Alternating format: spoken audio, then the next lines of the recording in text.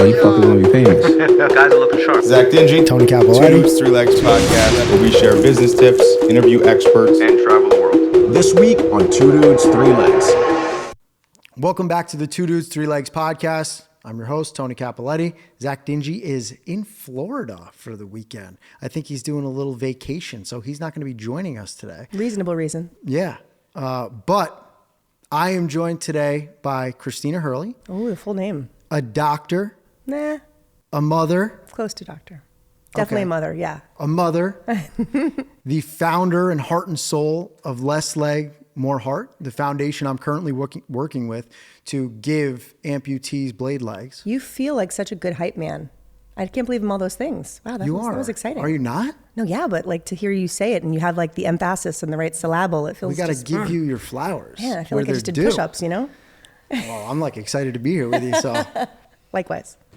and correct me if I'm wrong. I kind of want to start with your story of becoming an amputee. Now, you were performing surgeries and giving amputations, Yeah. Correct. How weird is that? and now it's such a crazy coincidence that you went from performing them to undergoing one. Insane. Can you walk us through that? Yeah. So sort of the 2 cent tour, and we can delve deeper in whichever area is exciting. I worked in acute care medicine as a hospitalist physician assistant. So I worked with doctors autonomously in a similar capacity, but I'm a mid-level. And I loved it. The breadth of stuff was really exciting. And you knew a lot of stuff, but a little bit about a lot of stuff, right? Like the depth of what you knew is shallow and spread over a large area. And you knew enough to know that you didn't know what you needed to know, and you would call a consultant on specialty cases. So in that period of time, I was like in my pinnacle of fitness. I was a CrossFitter.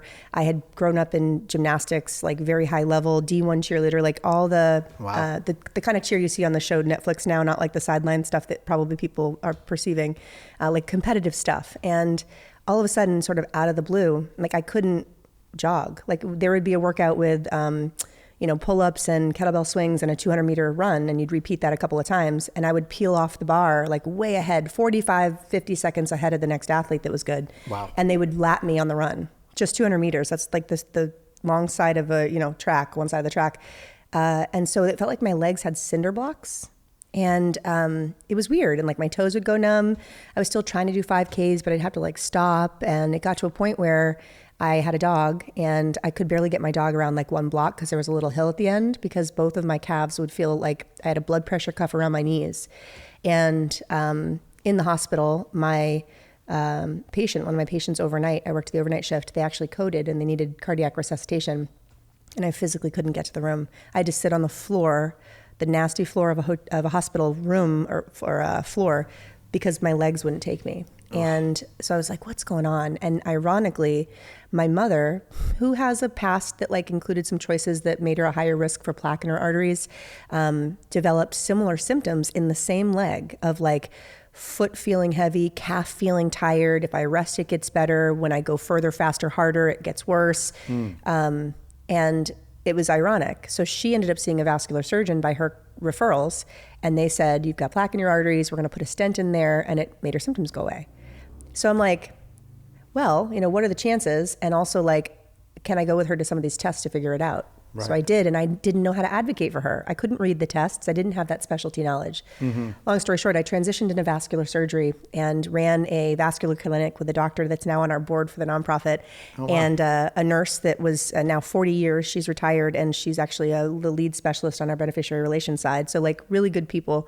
And through that 3 years that I worked there, I was actually diagnosed with a rare vascular condition that's called popliteal artery entrapment syndrome.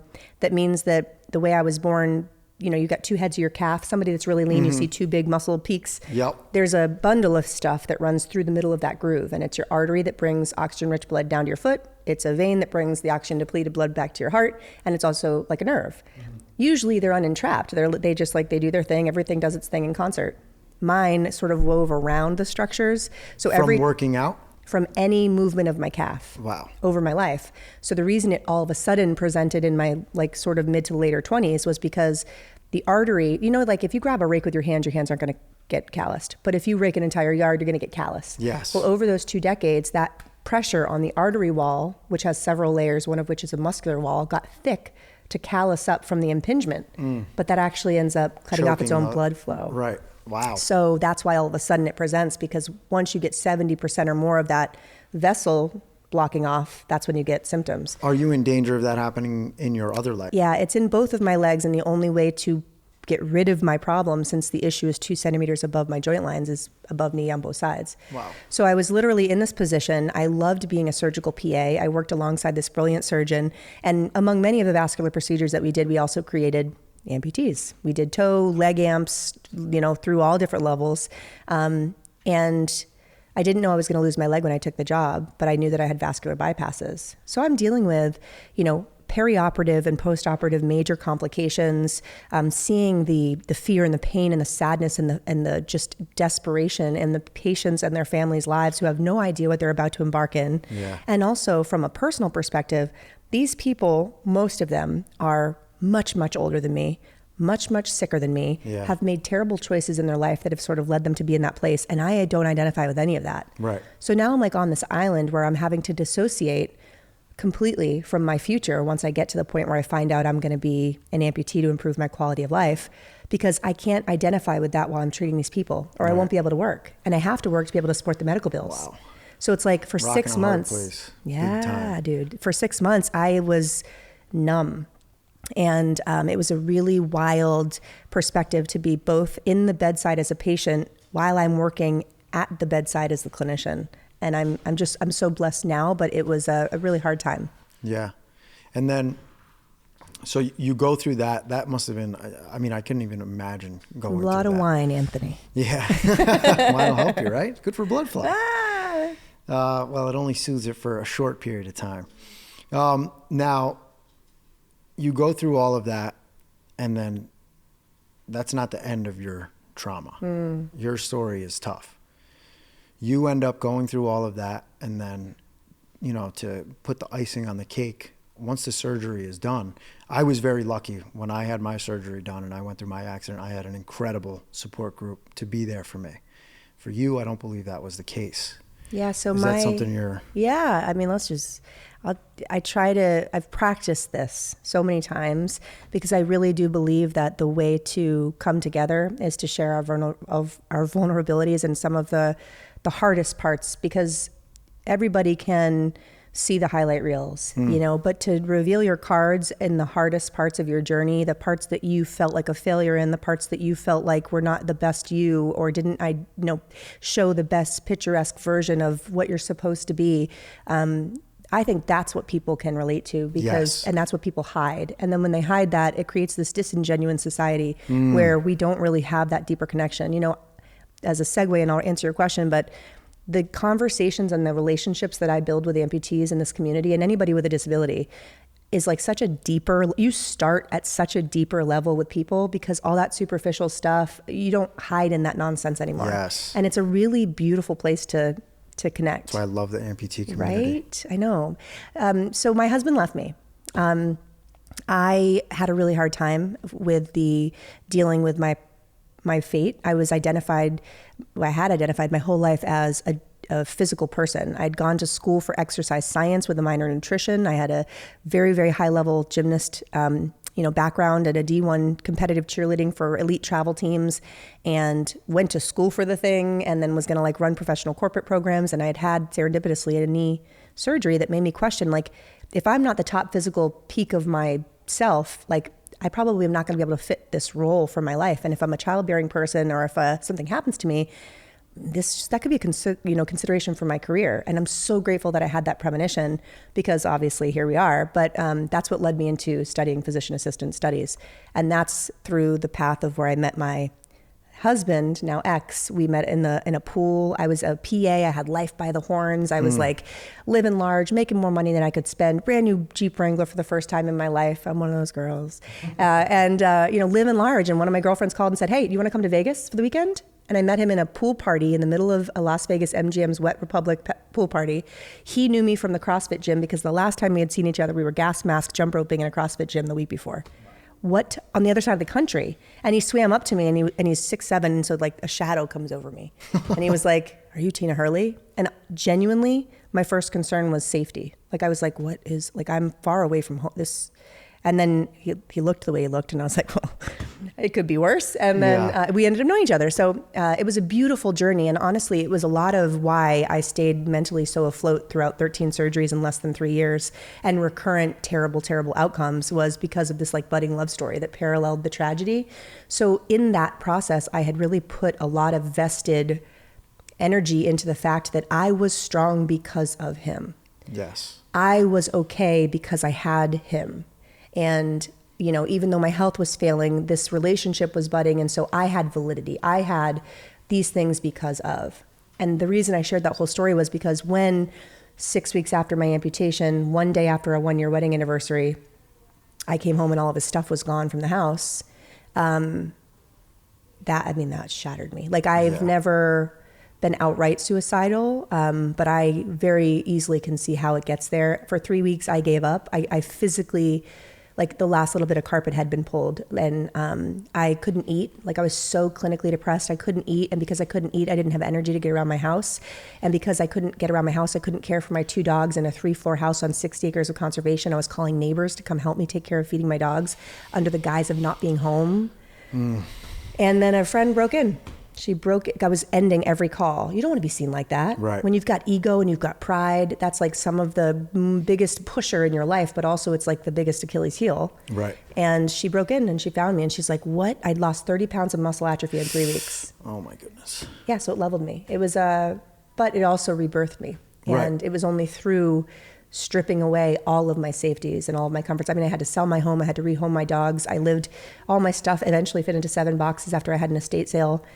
And I was able to, at that point, go, all right, now what? It's much like an alcoholic that hits rock bottom, and it's only until they do that they end up becoming sober. Like, you hit the hard reset. You have to figure out, who am I? Yeah. Like, who am I without that stuff? Without the white picket fence and the 6-figure income and all these things that like made me feel valid, my capacity to move. Like, who's Tina? And what do I want? And what is important?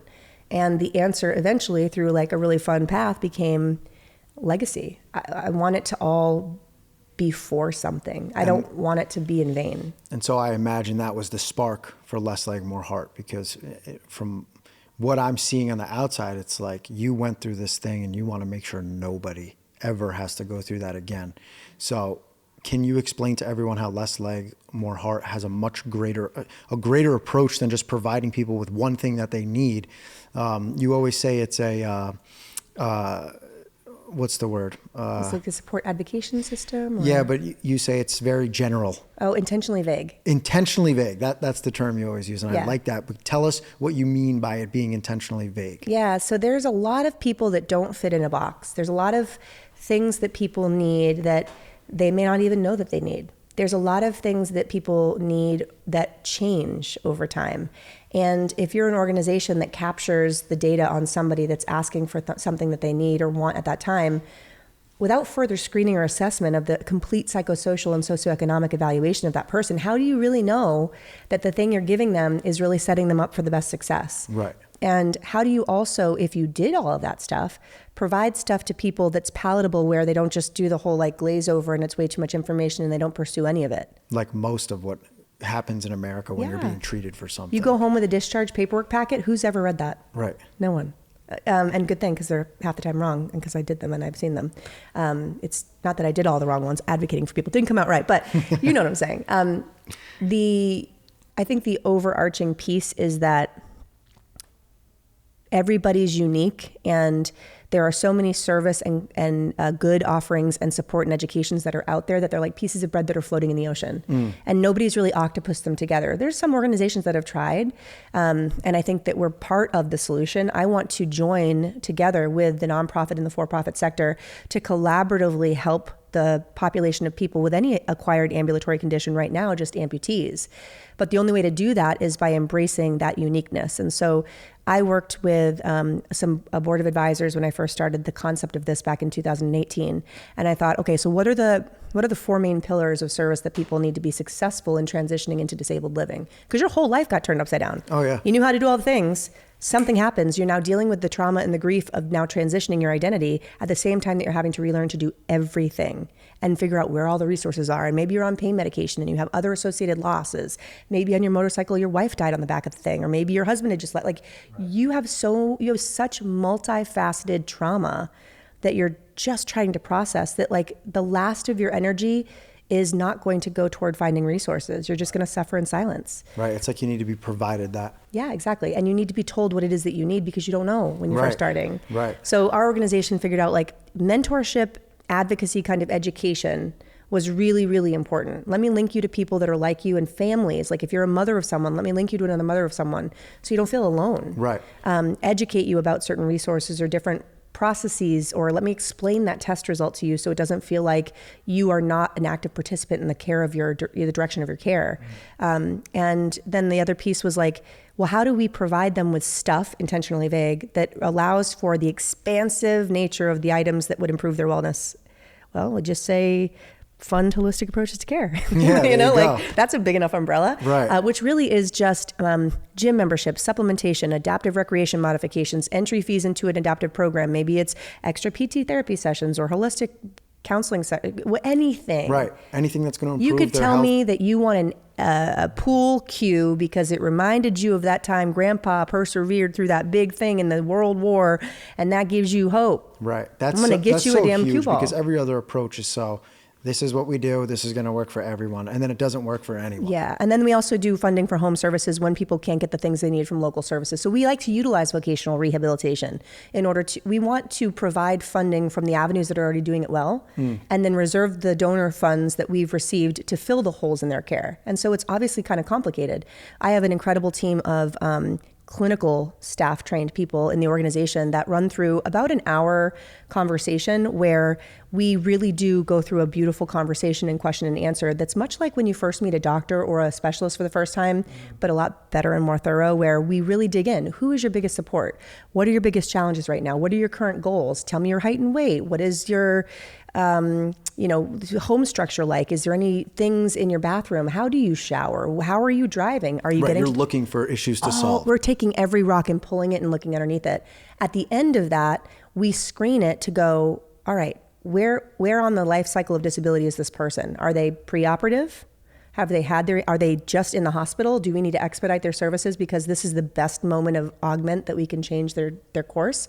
Or are they post-op? And at what stage of post-op are they? And why are they still at such a loss if they're 3 years? Is it mental barriers? Is it financial barriers? And we can figure out how to customize what we give to them. Maybe it's just, you need to immerse yourself in the community because it seems like you're in pre-contemplation about a lot of changes that you need to make that we can tell you, but we know you're not ready there. So let's get you involved in some support groups. Here's what they are. You're going to slip and fall in your shower. Why don't we come out and outfit your bathroom and get a local contractor that we work with to do in-kind donations to help make your bathroom safe?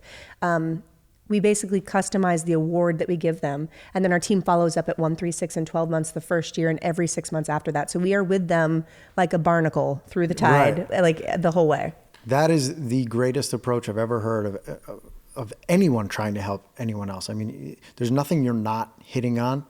And have you ever seen, how did you even come up with that? Because there's no way, I doubt there's anyone anywhere doing anything like that. That's why I did it, was because when I became an amputee, and my anniversary is in 7 years this coming July, there was a lot of stuff that was available. The Boston marathon bombing had already happened, and of course we're coming up on the anniversary. And so there was a lot more awareness about limb loss. I come from a very, very dense veteran community.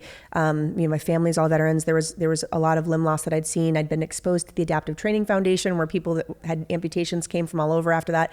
I knew some stuff. I was slowly exposed to it, but even still then, and even now, I'm finding these groups, these organizations, these companies, because everybody is all over the place. And I suffered a lot because of it. I went without because of it. I felt like I qualified for some things and then I didn't for other things. And I had to spend time, right? Your time is like your most valuable thing. And I had to spend all this time researching this stuff and then doing the application stuff and then doing the follow-up stuff for several different places. And it was exhausting. And quite frankly, like I didn't apply for a lot of stuff that I could have gotten assistance for just because I was zapped. My bandwidth was so depleted, which is a lot of the people that are going through this. They don't have that vitality that makes you go do all the things. Lowest, and that's like when you don't want to go do anything, and that's when you need to go do it. Right. So I was like, I need to be broad. But then my trusted counsel was like, I mean, that's cool, but how are you going to manage that volume? We got a lot of national exposure. I'd done a lot of things as an athlete, and we were on the front of a couple of magazines that went all over the country, and we were treating it initially, so per IRS documentation, our organization is a tax-exempt entity for any acquired ambulatory condition. To start, I was actually helping people that had spinal cord injuries, neuromuscular diagnoses like MS and Parkinson's, and amputees. And what I found very quickly, which was exactly what they had told me to start with, but I was a stubborn lady, was that's too much. But I couldn't conceive of having the knowledge as a medical clinician and having someone with MS call me and go, I need your help. And I'm like, oh, sorry, you got 2 legs. I couldn't cope with that. Yeah.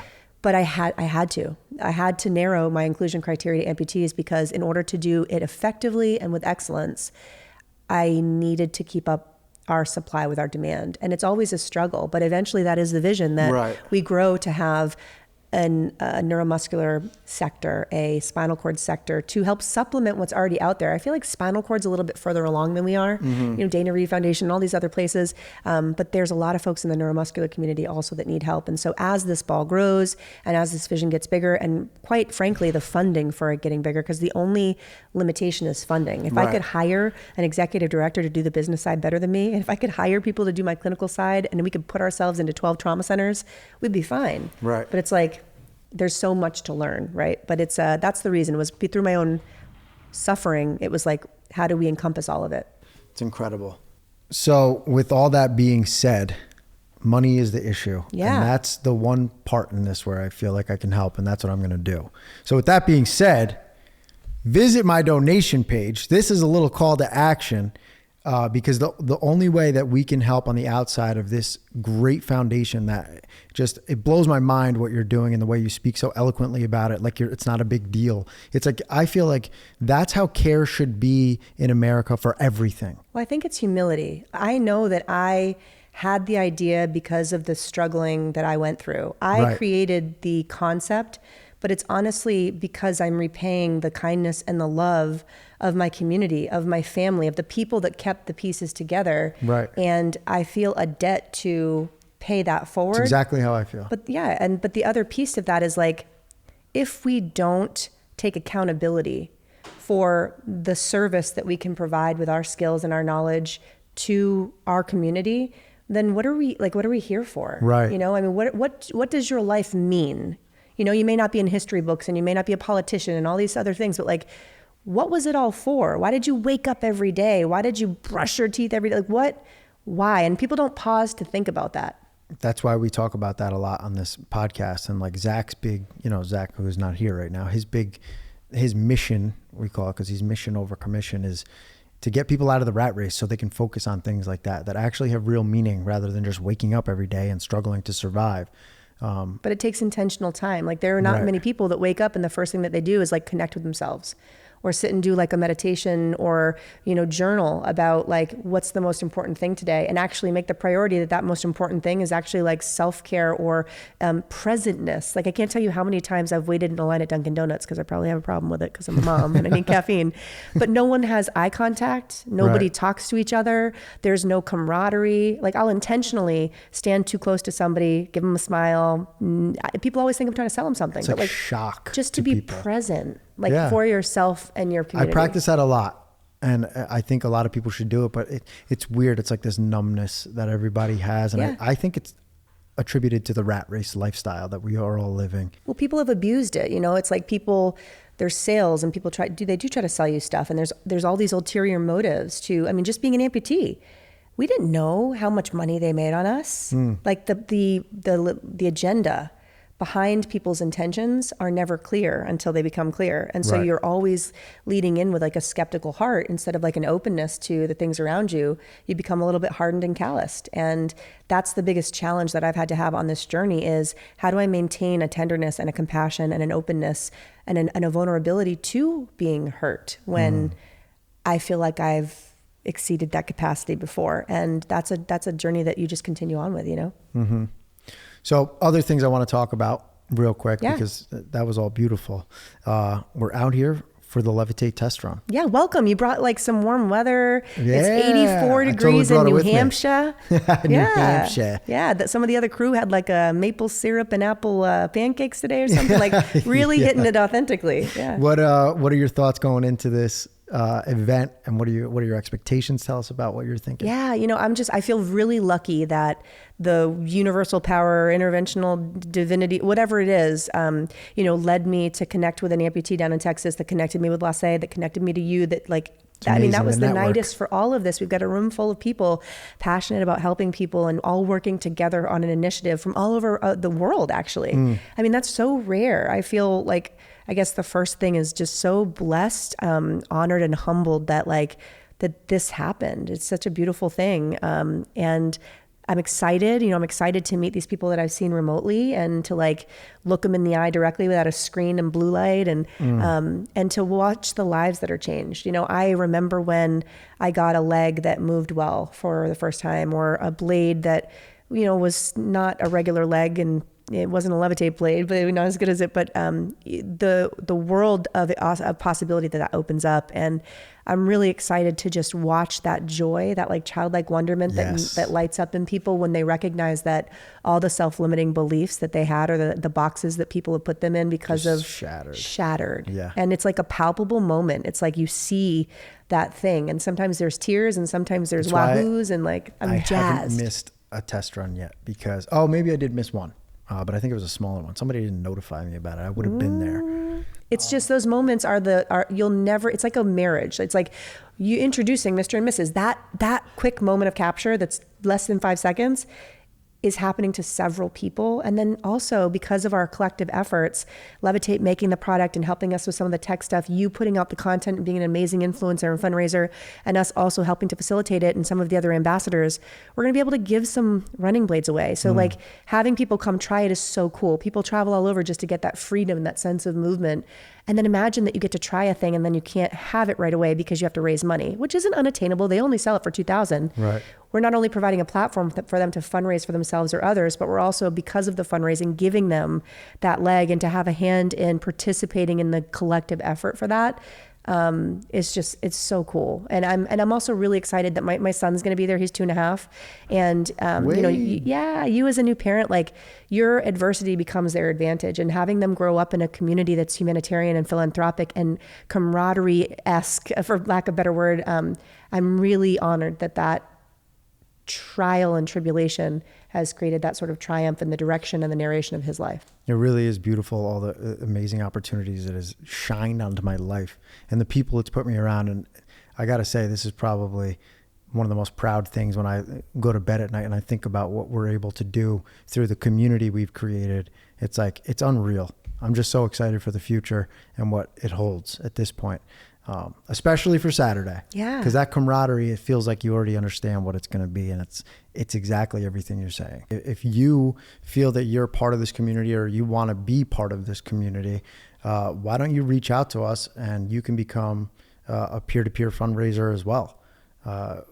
You know, like you just said, we're probably just going to throw that right in there. Nice. I mean, it's really easy, right? You just literally get an email invite. Right. You get to customize your page, or you don't even have to. And then you just share the URL on social or through text or through email. It doesn't cost you money. It takes about 2 seconds, and only good can come of it. And also too, I think the big drawing point for some of the people that have signed on. I mean, we just had a girl from Ireland that just signed up because to raise funds for U.S. amputees, because she gets to participate in the giving. So the back end technology, which I think is important, allows for us to see exactly who's raising funds and exactly when they get to $2,000 every time.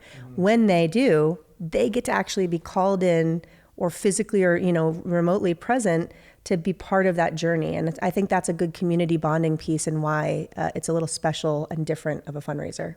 So earlier today, you actually interviewed me first on your TV show. true. Tell us how you came into having your own TV show, and what was the name of it? Is it just Less Leg, More? Yeah, less like more heart. Yeah, so it's a beautiful twisty path, right? You don't know things until you find them out. And so I was a Rotarian. You know, it's a international society of do-gooders. Basically, every major town, city, country has a Rotary, and it's collective members of the community that get together and try to promote the general well-being of the community. So I was a Rotarian, and as part of the weekly meetings, they would have somebody from the community in that town come and speak about the services or the company or whatever, so that the members of the Rotary would be better equipped to refer and understand the inner network of the community.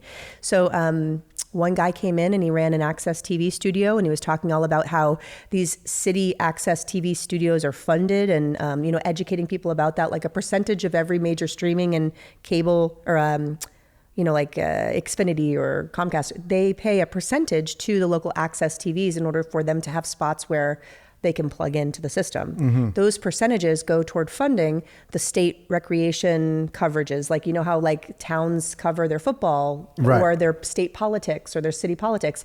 That's all funded by the major networks. Oh, so wow. I'm like intrigued by it. And, then they said, also because of the funding, we offer our studio to nonprofits free of charge.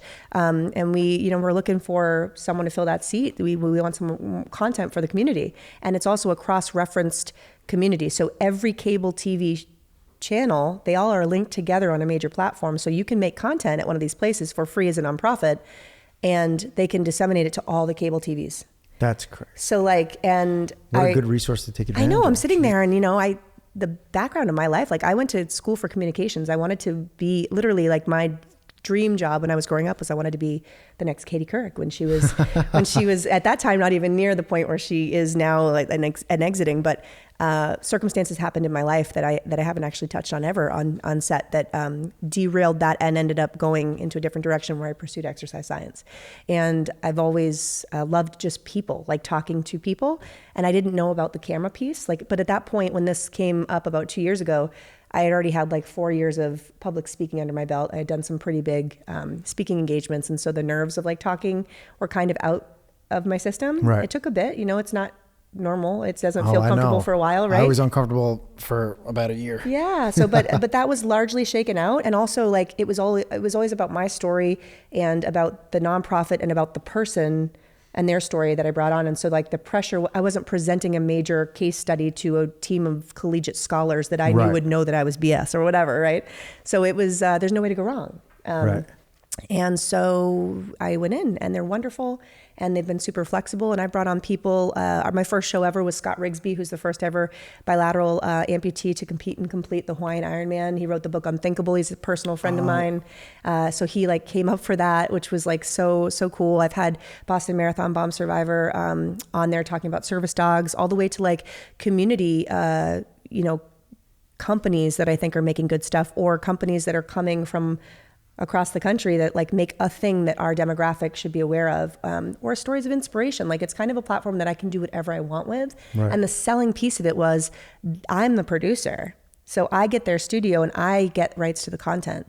So I have an entire drive full of video. I don't know how to edit it, and I don't have a volunteer for that yet, but like I have all this content. So at some point during the evolution of the organization, that stuff will be turned into stuff. And that Reels. We needed content a couple of years. It's always about that, right? So yeah, I was it excited. Certainly helps. I mean, that's something you should look into, is having someone process all that footage. And if you guys know anybody that wants to edit any kind of media, you can be on a remote island in the middle of the who knows body of water, because it's all on Google Drive, and we need help. It's not my thing. I'm just a very, very humble medical clinician that happened to fall into business that doesn't have those skill sets. And quite frankly, as the mother of a 2-year-old, I ain't got the time for that. Yeah. I ain't got the time. I believe it. So I just had my baby, 5 days ago. Can't wait. I got a question for you. Any advice? So much. So much. A whole nother podcast worth? Oh my God. I mean, I'll give you a couple of quick ones. Give me your best. Yeah. What do you got? Parent guilt is by far the worst thing I've ever experienced. It's worse than experiencing it right now. Yeah, it's worse than losing my leg, having my husband leave me. It's worse than all of that. feeling like you're never doing enough, going far enough. They're watching too much TV. I haven't given them spirulina capsules, or like they get sick and you're like, oh, I was sick and I gave it to them. Like there's just so many avenues on the life of this journey, and I'm only 2 years in, to like beat the heck out of yourself, that practicing giving yourself some grace and like trying to let okay be good enough, and that you're going to stumble along the way, and that like everybody's just figuring it out with your first kid, and just grace and just cut myself a little slack. It's hard because, you know, you're motivated, you're a driven person. It's your first kid. You know, I did all the things. I would take organic bags of vegetables. I was doing it alone after 4 months. And so I'm breastfeeding and I'm trying to get my fitness back on. And of course I'm running this business, and I'm like finding recipes of organic baby puree to make on my own, to mix in coconut oil because I hear that's a thing, and some turmeric. And I'm like, I already bought the magic bullet to do it. Just don't buy the damn cans, buy the damn pouches. Like you are not less of a human because you take a more convenient route. The kid's gonna be fine. I've already given myself the self-talk. Like I keep talking about all this crazy stuff I want to do for her. And it's like, I grew up fine and I was drinking out of the spigot. My dad all but put me on the front of his Harley Davidson, strapped me to the front of his motorcycle at 2 to go get some Bud Heavy. And I'm here with you today. So like, it's okay. Yeah. Both sides of the spectrum. That's the biggest one, I think, is just the parent guilt piece. And then the other piece is like, embrace the opportunity to disconnect from everything but them. They just want your attention. Like they just want, it doesn't matter where you're living, what you give them. They literally just want your love and attention. And so like, that's been a big change for me, is like, you know, going from a single life to literally like just being completely immersed in like Bluey, or watching something for the 18th time that they're still so excited on. I have to repeat. There's like, have you seen Planes yet? Planes? No. Yeah, on Disney, whatever. I'll get you all the shows. Oh, maybe I did. But anyway, Isn't it there's like Thomas the Train, but it's all planes. Yeah, sure. It's all planes with faces on the front of them, right? Yes, but it's like more than that, and I kind of love it. But anyway, so like there's a Spanish plane, and he's one of the good racers, and you know the plane that's the main character, Dusty Krophofer. He makes friends with him, and he's trying to serenade the other plane woman who's like foreign and sexy, and like he's trying to go, I'm just a love machine, and he's like, the pace is too fast, it's not swanky. And so the other plane like pulls the plug, and he's like, no amigo, you need to go slow. Slow and They're low. teaching the kids swag. And so and then he serenades, I'm just a love machine. Like and it's good, right? And every single time the 11-second clip of that like sultry song ends, my son just goes, more? And I have to play it like 15 times. And by the 11th one, I'm like, I just can't. And then I'm like, I can. You know, so in those moments, realize how important it is, and just let yourself be like fully present, because it goes so fast. Right. I blinked from when I had my son. Like I have a picture with my son breastfeeding, like I just held him for the first time, and like I'm almost 2.5 years in. Like it really does go so fast. That's what everyone's telling me. So turn off and give yourself, you know, you're so driven that if things go a little slower in the next couple of years, because you get to soak your child up, it's done in 4. Like they're not babies. Right. Like, so, and that's a hard thing. I'm prepared to turn everything off. Yeah. Unfortunately. Or Auntie Tina can watch her. I'm happy to, that's right. I'm just going to have all my shirts are going to have a sack right here. Yeah. I'm just going to carry it kangaroo around pouch. with me. It's going to get weird when she's 5 and I still have her right here, but you guys can live with it. I don't care. Yeah, those are my 2 biggest ones. Is just like disconnect, be in it, and cut yourself some slack. All right. Well, I appreciate that, and I'll take it to heart. Another thing I want to ask you, because I'm sure you'll have an amazing answer for this, is what of all the help that you've provided for people, what moment stands out to you the most and really cements, having a hard time articulating that. Is there a moment that stands out to you where you look back and say, wow, all of this effort I've put into this is really paying off? Like someone reached out to you and said, oh my God, if it wasn't for Less Leg, More Heart, I don't know where I'd be. Is there one moment that stands out for you? And if so, can you speak about it? Yeah, there's a lot of those. You know, we do that beneficiary follow-up, or we do follow-up sort of testimony. And it's always really humbling to see the impact, right? Like the impact that makes, because you're doing good because you know it's good, but you don't really understand like how much good it did until you hear. Right. One of the cases, I was living in Texas and it was just sort of like a new organization. So I didn't have a ton of funding. I had my model, my service model done, but like I was kind of manning it myself at that point with my board. And I'd gone into an archery shop. People may not know, but I was a very skilled archer growing up. What don't you do? I loved it before my eyes got old. But yeah, no, I loved archery. My dad, that's how we all bonded when we were young. And so I went into a bow shop when I was in Texas just to shoot free range for a couple hours. And I was talking to the owner and I was like, listen, if any amputees come in here, if you feel like they express any need to want to do stuff more or have things modified or get some free range time, I would love to purchase like a bow for them or give them time on the range if you feel like that would help them feel good. Literally less than 2 days later, I got a phone call from the owner that said he had just given my card to an amputee that came in that brought 2 of his kids. He has 3 kids and he couldn't himself shoot because he didn't have the money to do it for the 3 of them. So he let his kids shoot. So he just handed my card. He said nothing about it. He's like, hey, there's a girl that runs a thing and she mentioned she wants to meet amputees. It's the cover story on our website. So if you go to lesegmoreheart.com, that if you sort of scroll down a little, what's behind a smile, which was our for me, like one of the biggest impacts that we've made as an organization. This guy he was a police officer forever. His name's Jeremy Clayton, and I love you, Jeremy, if you're seeing this. He was a police officer, and he went down to Katrina to aid in the relief efforts. He, hurricane water, flood water is like the grossest stuff you could ever, like I see people out there in tubes and stuff thinking it's funny. It's bad water. Like you shouldn't be in that water. I can only imagine what's in there. He ended up getting an infection in his blood that caused clotting everywhere. So he all of a sudden lost his leg, like really mangled. They thought he wasn't going to make it. He and his wife of 27 years at that time were in the process of adopting her nieces. So his like kind of married great nieces and nephews, because the 3 of them were like wildly mismanaged by their parents. Like it was a bad situation. They were unsafe. One of the kids had just needed a heart surgery, one of the young boys. So Jeremy, being the good guy he was, the servant, he was adopting these kids that weren't even like blood his family. In the middle of that adoption process, and it makes me so emotional, he adopted the 3 kids on his own because his wife of 27 years, in the middle of all of that, found somebody else and said she didn't love him anymore and left him. So when I met him, he was living in this like really tough shape home with these 3 children that were his. He claimed them, you are my kids. Like that was all they knew, and gave them everything. He had a leg that was like wearing his skin off.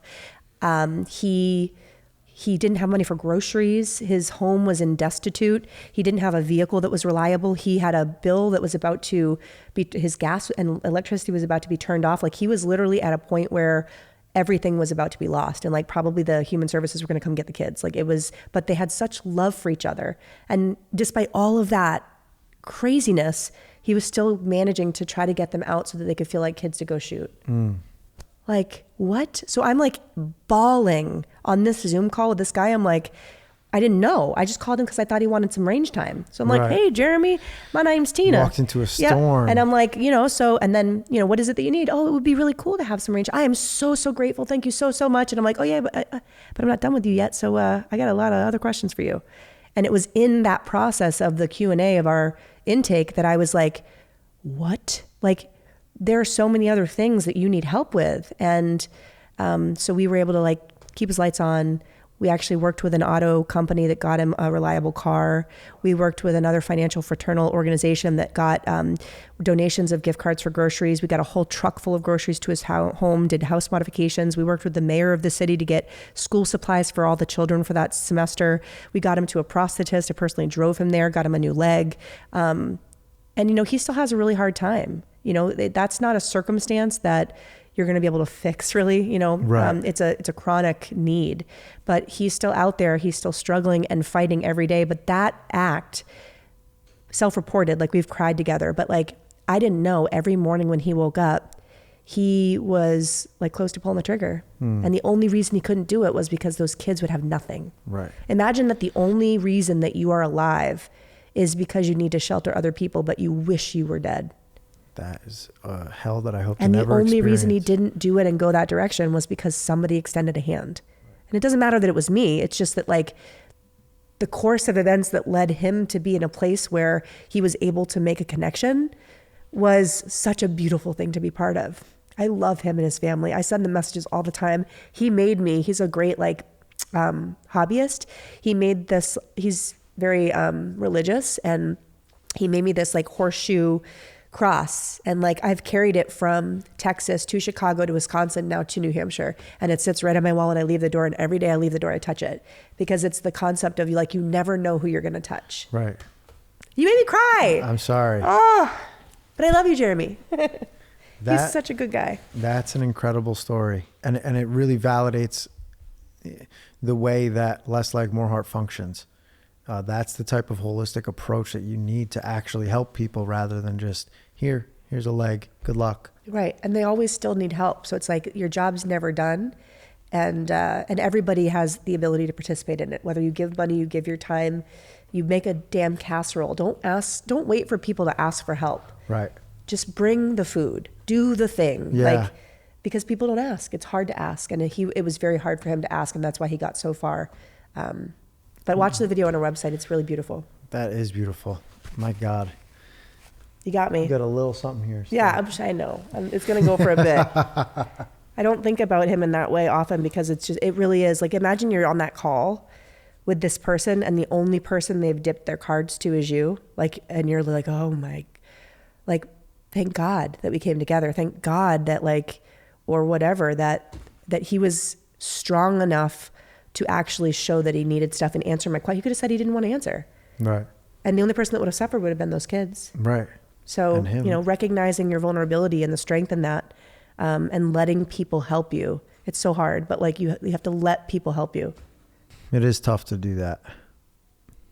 But once you accept it, it makes everything a lot easier. Yeah. You deprive people. This is how it was said to me. I gave up, like I said, for 3 weeks. A friend broke into my house and found me. I'd lost 30 pounds of muscle atrophy. I was blah, blah, blah. My friend found me and she goes, "You're selfish." I was like, "What?" She's like, "You are letting your ego and your pride deprive the people in your life that love you the most to have the joy in being able to help you at your greatest time in need. And that's selfish." Wow. That is a wild concept for her to throw at you immediately. Yeah, and wild it's enough. Very hard for people to understand that. And it's kind of like suicide. Suicide is extremely selfish, because it's you're taking something away from other people. And even in the act of not living your life the way that you should, you're still kind of doing the same thing.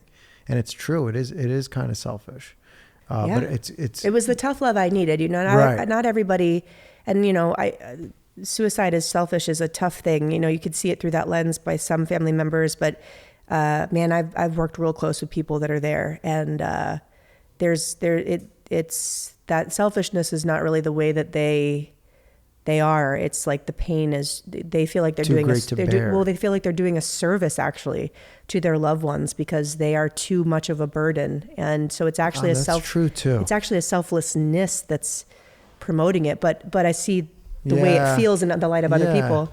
But until you can recognize the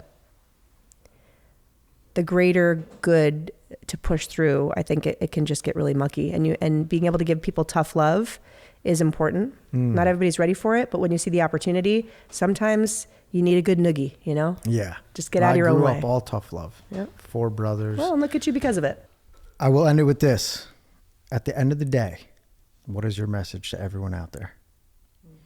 There's so many. I know, I feel like the slogan of my organization is "Rise by Lifting Others." I think at the end of the day, and I used this quote earlier in taping, but something that struck me was, only when we repeatedly expose ourselves to annihilation is that which is indestructible found within us. So seek the hardest route, seek the path that's the most challenging, grind, because it's in those valleys, in those gnarly little paths of bushes that you're whacking out of the way, that you learn the lessons and you get the skills, and those things are transferable to other people. So how do you gift that to other people? Because in doing so, you do stay lifted and risen. That was beautiful. Thank you. Yeah, thank so you. much. Thank you for having me. I look forward to going to the test run with you. Yeah. That's going to be a lot of fun. We'll get some know. more material out there. We're hoping to get a workout in too. Sounds good. I'm curious to see if you can outlift me. Likely not. It's been a while for me. Pre-baby, I would have smoked you. Now I'm going to need some Tylenol and maybe a heat pack and some, I don't know, maybe a stiff margarita before. a margarita before? I don't know what I need. I haven't done all the things lately. I don't know if I could do. I definitely can't hang with It's that. not a margarita. Sam's gonna optimize my wellness in order for me to maximize my performance for Saturday. I like that.